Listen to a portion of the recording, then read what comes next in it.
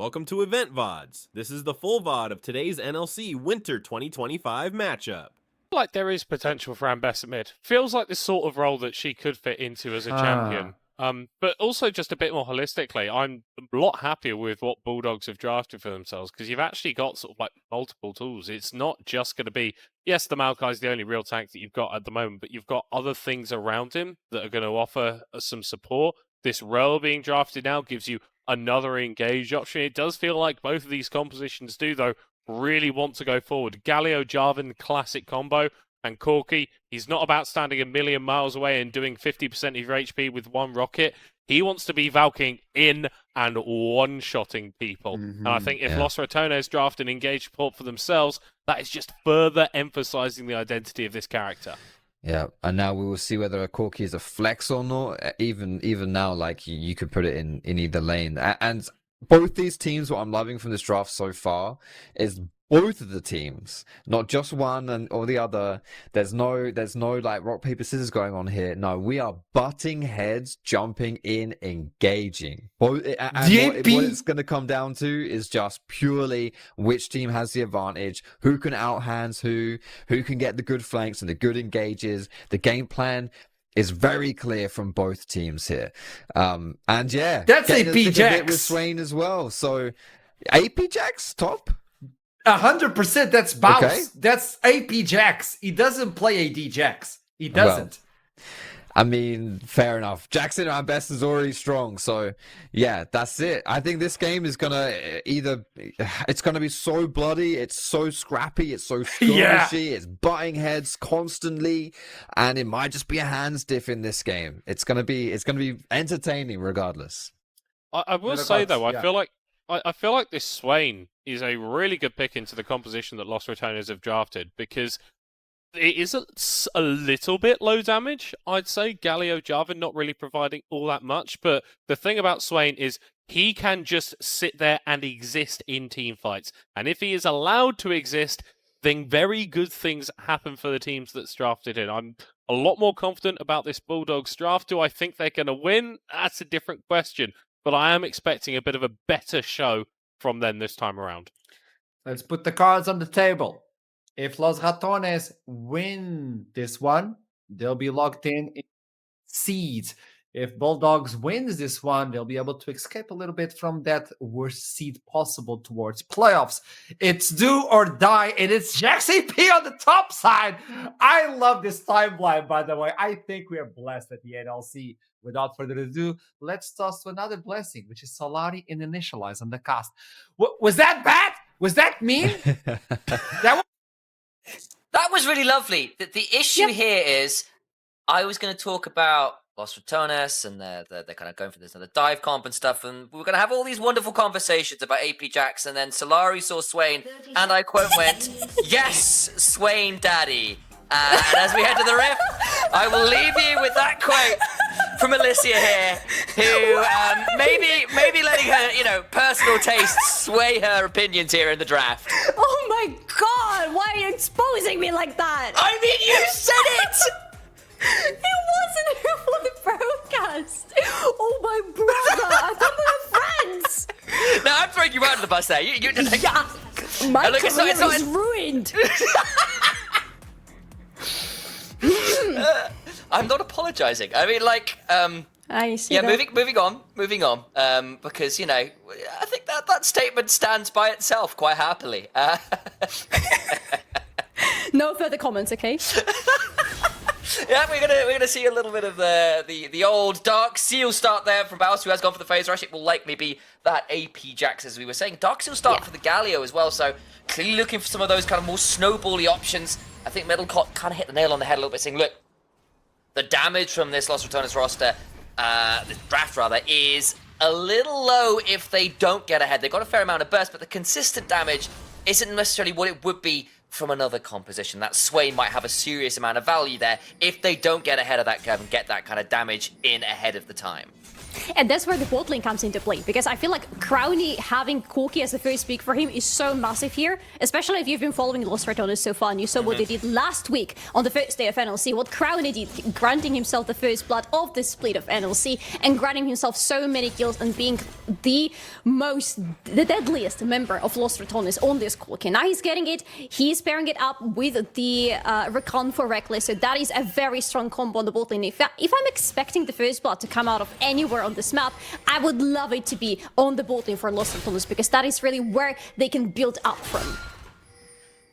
I think you've kind of got the right idea there. And again, like, this is not an unusual draft from Lost Ratones. They love their dive comps. They love their Galio comps. This kind of thing really fits the playstyle. Reckless on those engaged supports finds a lot of value. The Bulldog's just looking to see whether they could find an angle there on Nemesis, but he's quick enough to back on it. Had to burn the teleport a little earlier there, and Cayman will now be following in his footsteps. She cancels that recall, wants to try and claim this wave as he can before going back to base. But that now opens the possibility for some action on the bot lane. The thing though is that Lost Ratones know where Ludus is. They should be expecting him to potentially appear on the bot lane. They have their own action, a lot of it happening there at the same time, but they also have Velja around to make sure that nothing bad happens to Lost Ratones on the bot lane. Gonna try and look at a potential dive angle here. They've got a lot of members hiding around in the blue side jungle. HP bars are quite high, and they say, that's not what we're here for. Gonna get the wards down, gonna get onto this Gromp instead, and try and make sure that the Maokai has to leave that camp alone. Instead, we'll turn back towards the top side, pick up that top side Skullcrab, but it means that you can't look to play around the bot side, where X-Fang and Kasing have often been the major win condition for the side of Bulldogs when they found power points of their own. Just make sure that the Maokai can't get involved down there as Baus runs out of mana. We're looking to reset nice and early. Again, it is AP Jax, does tend to run through the mana a little faster than other variants sometimes. I mean, all of the variants in the early levels run through their mana pretty fast, but this one definitely is the top spot.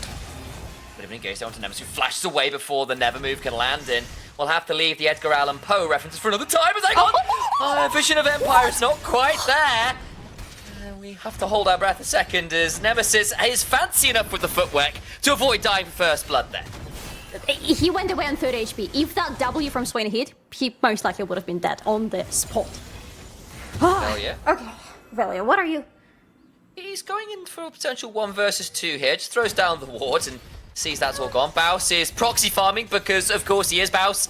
Is following Bowson's law. Namely, to be as obnoxious and rat-like as possible, which is, you know, appropriate considering the team he's on. Absolutely. Also, considering that Velji is around him, it is more than appropriate here because Baus knows that nothing except for this turret shot is going to threaten him whatsoever in his top lane, so he can do whatever he wants, and his team is supporting him. It is lovely to watch how Velji is walking around the map in this game because he is at the right places at the right time. He was shadowing the bot lane a little bit earlier, now he's shadowing the top lane to make sure that Baus, nothing happens to Baus and he gets a safe reset. What is going to be his next step? Potentially the Void Grabs, because we have only 40 seconds before they spawn. And I think it's also then worth pointing out that actually using the pressure in the bot lane, using the pressure in the top side to get in and get value out of the jungle is really good to see, especially because Velia is, in many ways, the least experienced member of the Lost Ratones roster. Nemesis, Crowny, Reckless are superstars in their own right. Reckless, in particular, has played so many games, you know, Middlecott joked about it, but he was on that T1 roster as a substitute, right? He's played a sup down there in their academy or the Challengers roster. He's been an AD carry across Europe for years and years and years. Crowny, Nemesis, similarly have got massive amounts of experience. Even Baus has not had to change all that much from the way he streams and the way he plays on stream compared to the pro, because he's still going to play like Baus. He's committing to that playstyle. As Velia, who's having to take that slightly more inexperienced role, that slightly more or less pro-ready position, I guess, and find value, find success at a kind of competitive style of play. And thus far, this game is kind of using the value he's getting from his lanes really well so far. But we are only 6 minutes in, and that could all change yet. But so far, so good for the less experienced member of the Lost Ratones squad. So far, so good for the Bulldogs, because do you see what's happening on the minimap right now? Do you see what's happening in the speed? Bulldogs are the one taking in the grabs, despite the pride that Los Ratones were having on the top side of the map. And that's all because of one cheeky little, not even that cheeky, but a ward that was standing at the mid lane at like the river from the top side of the mid lane. Los Ratones were trying to see for a potential play on the mid lane, but Bulldogs were able to rotate in so many people to the mid lane. They got the grabbies, and now they are not losing Kevin on the bot lane, which looked very risky, but he's fine. He's fine. He has an ultimate, like, what can you do to him under the turret? That much there. Finds another move, but Reckless didn't quite take tower aggro there, so he's fine enough. And Faust managed to get the reset off as well. Singh was around looking to see where they could interrupt the Jax's back, who is continuing to play very obnoxiously, very deep. I'm slightly surprised that we don't see more Singed play from Baus with this kind of proxy farming, as Cayman might still be in danger here. Reckless will throw down the Gleaming Quill, and that will be Cayman deciding to demonically ascend, gets the Vision of Empire down, but there's 3 members down here! And Crowny picks up first blood. The Swain, this time around, does not have the ability to survive. Crowny picking up the first blood is never a good sign for the other team, and it's not a good sign for Bulldogs right now either, because, well, Crowny, if you allow him on snowball, especially on a champion like Corki, that is going to be so much damage. Exactly what the Los Ratones need, consistent damage. They also need Baus to stay alive right now, though. Do a little bit. Baus gonna be in that 1v2, and we all know that how rats work is if it is Baus that's picking up all the deaths, they're doing just fine. The public execution is a slightly public fumble instead there. Unfortunate, Miatek gets the read wrong. Perhaps a little harsh with the phrasing, but hey, it made more sense with the name of the ultimate. Baus just keeps farming. He's not backing away, of course he's not. Gonna recall in the same spot. Yeah. Might be going to pick this one up. Exifang and Kasinga there. There's no way out this time, Baus. Nice attempt. He gets a fair amount of damage down, but I think it will be the Varus who picks that one up. That's still, though, the bot lane of Bulldogs slowed down, stuck on their base to make sure that they kill the enemy top laner. In the meantime, Los Ratones have free time on the bot lane to do whatever they want, and they want more money for Crowny, obviously. They also want the Drake, which Relja is taking care of right now. Bulldogs are going to be late for this party, so they should not even be thinking about taking the first Drake, and maybe focus on something else, like not giving away the first turret, for example. Crowny's picked up 3 plates down there, and despite it being a relatively quiet early game, but still over 1,000 gold ahead for Los Ratones here. They've picked up that early dragon. They've gotten the feat of strength for the first blood. There we go. Pick that one out. I can read symbols on the top of my screen. Good start there, Sam. And just off laning phase and just plates, they are kind of slowly getting a fairly notable lead here. Of course, it's not game-breaking yet, but if this keeps continuing, if they do continue to pick up some of those feats of strength and those plates, this gold lead is going to get very sizable very quickly, I fear. And that is scary for any of the teams, to be fair, because if you look at both drafts, both of them absolutely hate playing from behind. Swain feels miserable if he's behind on items. Ambessa doesn't want to be behind. Jax, Corki, wherever you look, it's the same for both the teams. So for Los Ratones, that is already such a great start that they are the ones ahead. Not a huge lead by any means, but they are consistently getting there. And their early games can be a little bit slower, but at the same time, again, it is just that they are constantly in this lead. They are leading in terms of feat of strength. They are leading in terms of the gold. They are having more control over the map in general. So far, it's looking good for them. So far, so good. Of course, it's a lot of game to play as Baus goes on forwards, and with the phase rush and the AP-empowered counter-strike, that wave just disappears. Came in, lands a good never move, forces Crowny to cleanse away.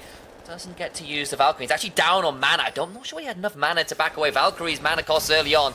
That's pretty huge, and I say that he Valks over a wall, so I was just wrong. There you go. Again, happened again and again. Sorry about that.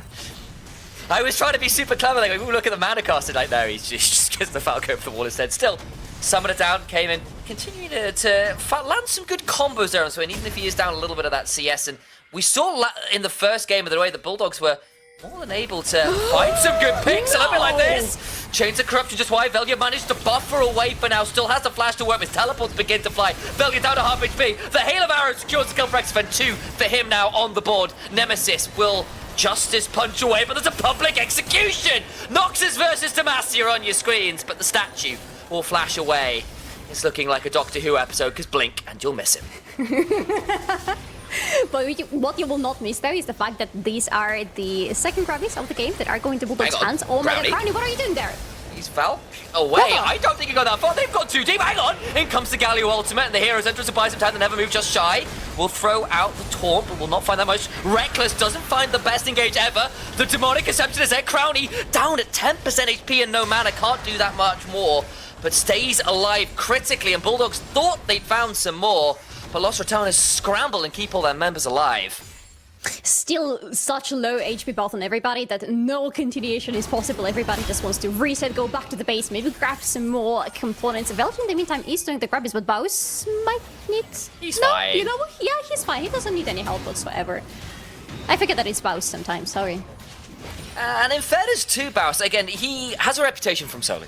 We all know what it is for many, many years now, and the way he plays the game, and is quite happy to give up the good deaths in order to find individual advantage and draw so much pressure that he still becomes a kind of problem regardless. But I think at least at NLC, or in NLC is a better way of putting the syntax together for that sentence, he's actually not given away as many deaths as you might expect. And again, yes, the Poppy game happened, but it's actually been pretty good at like not being completely over-aggressive. It's actually playing his style with a fair amount of consistency. And of course, that shouldn't be a total surprise, but it's not the solo queue special you sometimes see from Baus. And it is good to see that he is managing to convert his very distinctive playstyle to a pro level, to a competitive level, and doing it well, at least so far. But we are only 3 games deep. Hell, 2.5. That third game's not complete yet.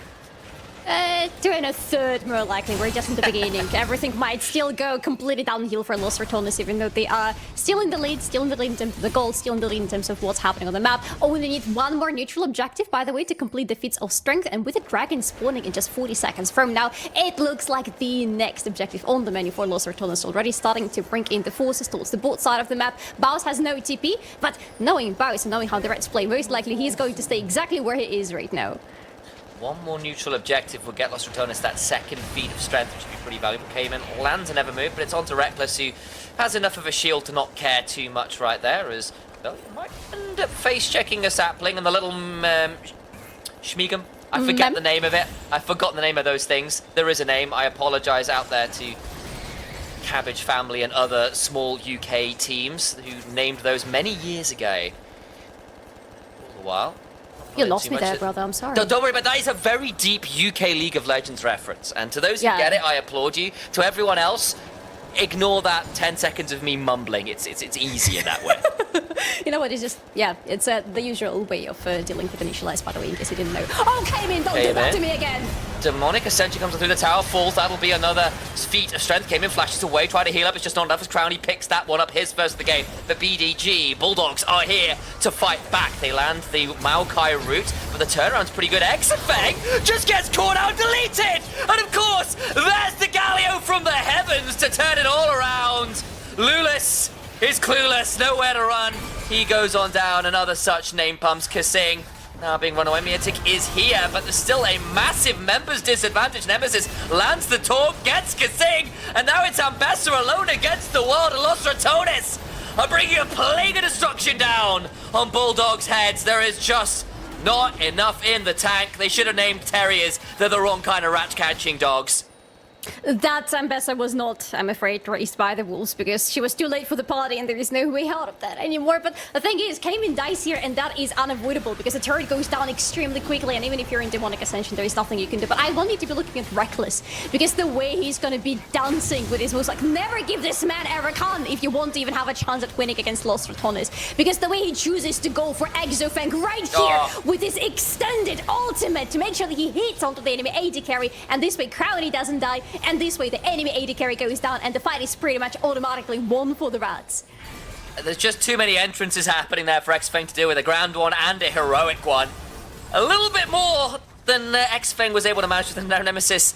Just gets to keep going on forwards, and Kasing forced down. Miatic has nowhere really to go. The public execution is unfortunately of Ambessa herself. Everybody in the end falls apart at different times there. Bulldogs go in one by one. And taken hook, line, and sinker, and their chance in this game feels like they're sinking rather rapidly. What are they, 5k behind at this point in the game? Yeah. Down 4 grubs, 2 dragons. There's not many metrics here that Los Ratones are not favoured in right now. Baus has got himself a Nash's Tooth already. Building towards that second item nice and fast. Only the one death so far. This Jax, AP or not, going to be really annoying. The upfront burst from that particular variant is a lot more than people expect. That's true. And also don't forget about the fact that he is obnoxious on the side lanes as well, which means Bulldogs right now have to sacrifice Mythic all the time to make sure that this Ambessa is just trying to hold onto these turrets, that Baus doesn't cut through them very quickly, which to be fair, Baus will still do. He's ahead, he's feeling rather Got a Nash strong Tooth right and now. gloves, he's fine, yeah. Exactly, he's more than fine compared to Mythic right now.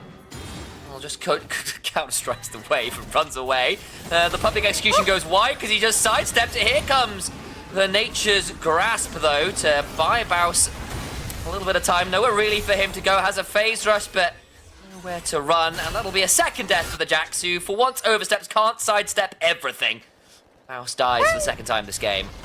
You can't sidestep everything, but you can make sure that every death of yours counts, because Los Ratones, in the meantime, thanks to this window in the window view, got the Herald to themselves, and now they can cut through the top lane. Gonna try and jump in. The chains of corruption don't really land. Cayman tries to buy some time. Velia is very deep, but I think he's just dead to rights here.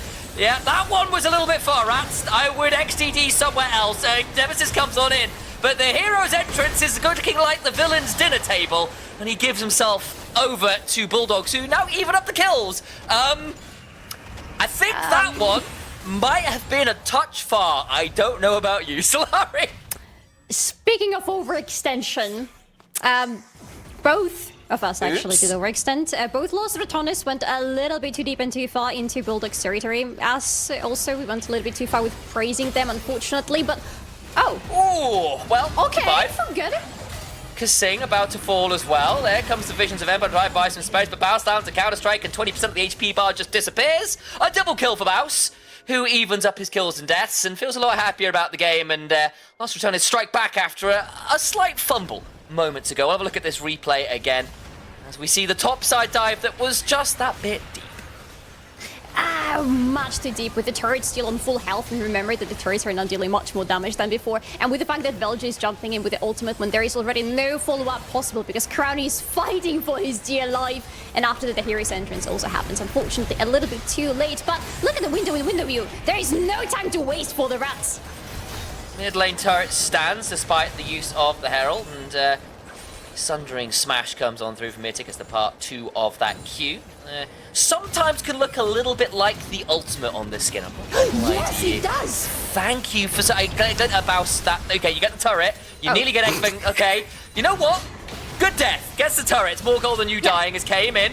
And on the other side goes down as well, and Velia and Nemesis return to the scene of the incident at the tier 2 earlier and be able to claim that turret for themselves. Los Ratones claim 2 tier 2s in a matter of minutes. Actually, are they going to keep going? They might look for a little bit more. There is only teleports available. Cayman will have his 20-odd seconds. That's a public execution. That's still going to be a 1 versus 2. Mythic manages to Drakehound step away, but the turnaround with the Justice Punch and a flag and drag means that I think that Ambessa may have gone a little deep, but you know what? I take it back. There's just more dashes than Los Ratones have. You can't catch the Ambessa. What am I saying is... Gee, Lunas and Kasing here. How much further do they want to go? Atakan has spawned on the HP bars. Los Ratones are a little low. This might actually give Bulldogs an opportunity here if they're feeling really bold. They'll pick up the blood petals and the resets will come on through, but they don't feel calm enough or confident enough to start this one up quite yet. Their Ambessa is still low health, you gotta remember. It was still 2-for-1 in terms of the low health and who had to reset in the end, but still Bulldogs don't feel comfortable enough without one. Plus their situation on the top lane is... it's not that good. They still have all their turrets down, all the turrets for Los Ratones are still standing, so Los Ratones seem to have a better position here if they want to force a fight there. They want to force a fight here on the river, apparently. Threw down the flag, but did not get dragged down into the depths. He never moved, lands onto Nemesis. Kasinga's gone on in with the crash down and a bit more Ferromancy to his name. Velya's really low, gets the Cataclysm and gets out. Came in desperately low, trying to heal on up. Doesn't quite fall himself. The health bars are so low, but the few have fallen so far. Ambessa gets the Jax, and Bulldogs come out on sort of top, I think. It's 2 for 2 in the end, but it is a close run thing. It's still close, and Merrick is still half HP and can do so much with this half HP on that Ambessa. Like, force some more recalls and let the team go towards the Drake. It's going to be the first Drake for Bulldog, but they also having objective bounties running on the map, so it's going to be a little bit of additional gold for the team as well. A pretty good ultimate there coming in, but again, coming a little bit too late, it feels like, from Galio. I'm just so sad to look at Kaimin because Swain, who is behind, is not having a good time whatsoever. Your whole idea of your champion is that you're supposed to survive through the fights and absorbing some damage and heal from it. If Swain is 1-4 to 5 and having only an item and a half compared to 3 items on Nemesis, I'm afraid this Swain is not fathering today. Struggling a little bit here, I grant you. Yeah. And that, you know, I'm glad you... little bit of a throwback to the earlier statements there. I appreciate it. But, you know, like, jokes aside, Bulldogs, we've seen some good fights from them today. We've seen them actually throw some good punches in game 1. They managed to fight back against Los Ratones a number of times despite the goal discrepancy across this game. But it has been more of the macro that has been problematic. They are still down a lot of gold in both of these games as the mid-game rolls around and they start falling further and further away. Those slight increments begin to build into bigger and bigger ones as the games go on. And yes, the Swain is quite a ways behind, but on the other hand, at least Xfeng's in a decent spot, and maybe Bulldogs can put it back, but I need to see them start picking up some turrets. It's 5-0 in that marker right now. They've got a dragon to their name, they've got a couple grubs, but that's about it. Baus might be attacked here. That Blast Cone did not serve to put Miatik any further, and Baus is very swift with the phase rush and the Swifty boots, so it's not going to be a threat right now. No, and he's more than fine to see some enemy members looking at him without any respect on the both side of the map, because we're still looking at Arachon sitting on the top part of the map. We're still talking about the possibility to take it, but for now, mid lane... Crash down into the Magnet Storm, and Crowny in a dangerous spot, but he's got enough of a shield to stay alive. Came in, gets a big demonic ascension though. Kasing is low but not down. Lula's low but not down. And Bessa gets reckless and shot down. And into the back lane, he gets more. Oh my god! Value with the triple kill. Cataclysm by name, Cataclysm by nature. All the while, though, they still lose more members. Velia manages to salvage it a little bit, but it's still going to be a 3-for-3. Can he find his way out? We'll need to play rope around the ring around the rosy a little bit, but Cayman has a lot more HP to work with. The Visions of the Empire will stop the spot. Remember, Atakan is up. Velia, how much further can you run? Are there teleports available? One from Nemesis, maybe, if he can fall away and get on in here. A bit more damage, and Palpatine he may be, but will not be able to really show them the true power of the dark side of the Force. Have a look at this replay, because once again, it was scrappy. I don't know how Crowny managed to keep to his cleanse for so long up until the very last moment, and the fight would have looked so much different if it wasn't for the Miantic factor here. Because the moment this Ambessa sees the opening onto the backlane that is already very low, she goes in, Reckless is down, Crowny is down, and no matter what was happening to the backlane of Bulldogs before that, Miantic is still full health somehow, almost full health, with a ginormous shield to his name, with a triple kill to his name, and my boy Miantic coming all the way from Ultra Liga, where he had the strong performance individually, but unfortunately his team really struggled to find any good placement in League whatsoever. But Miantic was always the shining light over the team, and now I'm just so happy finally seeing him on the champion that has so much power and authority and unleashing it to the fullest. 6-1-1 with 2 items to his name. Miantic is a very strong factor in this game.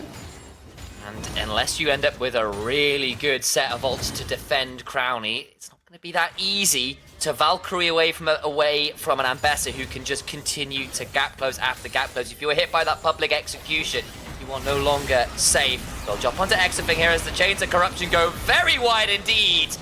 And that's a quick kill onto the enemy AD carry. And Los Ratones will take this opportunity to head towards the Baron that has just spawned and look to pick up the big purple worm for themselves. They are going to be on vision while doing it though. Well, they're just going to go straight towards Atakan. To get used to what people are going for, with that one also being aside there, they'll start up with a slightly easier neutral objective to secure. The Bulldogs, however, are closing in. There is no ultimate on Lulus. Boy. There's something important to remember, but Kaiman is here. Has the ulti. I think a Scon is going to go down, and that'll be the withdrawals available. On a revive, I heard the Endless Desk calling us out on that one earlier. As Baus into the backside makes sure that Cayman is suffering. Will get that kill, but it's only 100 gold. Lulus goes down. Crowdy playing with a vengeance. Miatik in the back line, facing in a 1v2, and Reminder, with those withdrawals, you just don't get that much value for fighting against them. And now Baron's available right next door. Atakan proves its might once more. So much value for the side of Los Ratones. From the moment that Atakan went down into the hands of Los Ratones, that was a lost cause for Bulldog. Because even if you win a fight right here, right now, you're getting pretty much nothing. As you said, you're getting no gold. You're just giving the quick recess for Los Ratones to go quickly back to the base and buy more items and just simply walk back into the Summoner's Rift like nothing happened before that. If you lose this fight, however, as Bulldogs, you're losing so much more. They just lost the Baron to everybody on the side of Los Ratones. They just lost potentially more turrets. They just lost the Dragon as well, which they still have an objective bounty on. But as you can see on the minimap and on the map right now, Los Ratones are claiming the soul point for themselves, and they will continue pushing because they still have 4 out of 5 withdrawals to their names, and now they have the Baron buff and the soul point. Like, what else is there to ask for the Reds right now? Maybe some cleaner team fights, I suppose, if you're being really nitpicky. Yeah, that's probably fair. There's been a few even team fights that perhaps shouldn't have been, and Xafeng and Miatic are still pretty scary. They'd like to time out these Atakan buffs if they can, though. Not the easiest thing to do, and with Baron on top of it all, it's going to be a very strong shove from Los Ratones. Make no mistake about it. Can Bulldogs hold on? They will need to be dog with a bone in this particular case. Dog within will have to become a dog without if they want to make this play. In goes Velia, but Miatic is trading out with Baus on the other side. I think Baus is winning this one. What? Oh my days, the damage is huge! Counter-strike and a flash not required.